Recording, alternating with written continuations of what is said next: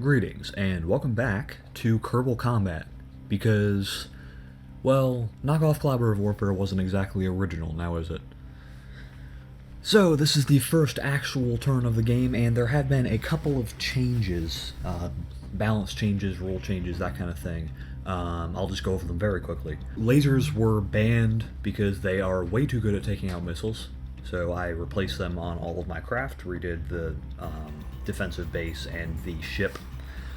We also had several rule changes to ships as far as weapon costs and some new hulls to use which have the correct amount of hit points. We will not be using, well, at least myself and Jimmy will not be using the LVP hulls anymore. They're extremely weak. And so we have some pre-built hulls to use with a good amount of hit points. And there is now a ship class worth half as many points as the warship that we can spawn 2 of per turn as a little secondary option. We'll also be getting a flagship on turn 5, which is twice as powerful as a regular warship, so look out for those. That is essentially it. In turn 1, Joffman's Legion, we'll go with Joffman's Legion, I think that sounds cool.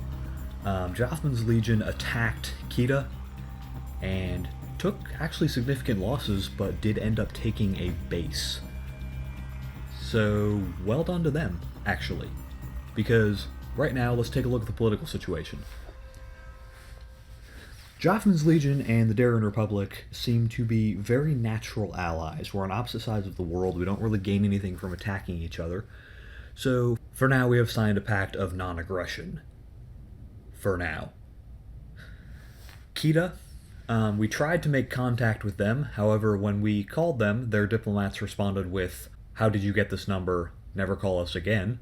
We'd like to remind Kita that such acts of blatant disrespect will not be tolerated by the Darien Republic, and any further acts will be treated as an act of war. And to our immediate west, the Democratic Republic of Cadenza. Now, you hear Democratic Republic, you think, ooh, Democratic Republic. So they're very much a democratic nation. So they have free people, and nope, they are not. Because when you hear the words Democratic Republic, the nations you think of, every single nation, all of them, no exceptions, no, don't even think about it, no exceptions. Every nation that you have ever heard of that has Democratic Republic in the name is communist. That's just how it is. They all are. None of them are actually democratic. None of them. Shut up. All of them are communist. And we have no tolerance for such oppressive governments in our attempt to free every Kerbal on Kerbin. And as such, we have given them 1 turn to reconsider their ways and free their citizens themselves. So, let's get to what we actually did this turn. We have deployed 2 new fighters. At the KSC and at Kerman Lake, we have deployed the F8 Lancer II. This is going to already replace the F5 Scimitar. For those of you who are familiar with Jimmy's past work, this is based off of his Spearjet design. And I think we have done a very good job of recapturing that past glory that it once had. It is a very effective fighter, this Lancer II. Sort of, not really replica, not copy, just a reimagining of the Spearjet. It is extremely maneuverable, extremely fast, and still has a good amount of range. So this will be our multi-role fighter for now. As I said, we've spawned this at the KSC and at Kerman Lake. At Ben Bay and Sanctuary Mouth, we have spawned new Vigilance class guided missile frigates.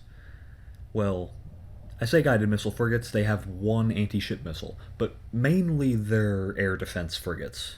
That's the concept. They can engage enemy ships, but we're essentially placing them as defenses for these bases, additional defensive measures. And last but certainly not least, we have 2 MBT-2 Jaegers, tank hunters, that we have placed at Guardian's Basin and immediately moved out with the other vehicles that were at Guardian's Basin, the Rhino and the Razorback, to the border with Cadenza, firmly on our side of this border, no disputes here. But They are in place for when war inevitably does break out between our two nations, and we can finally, once and for all, free the Kerbals of Cadenza.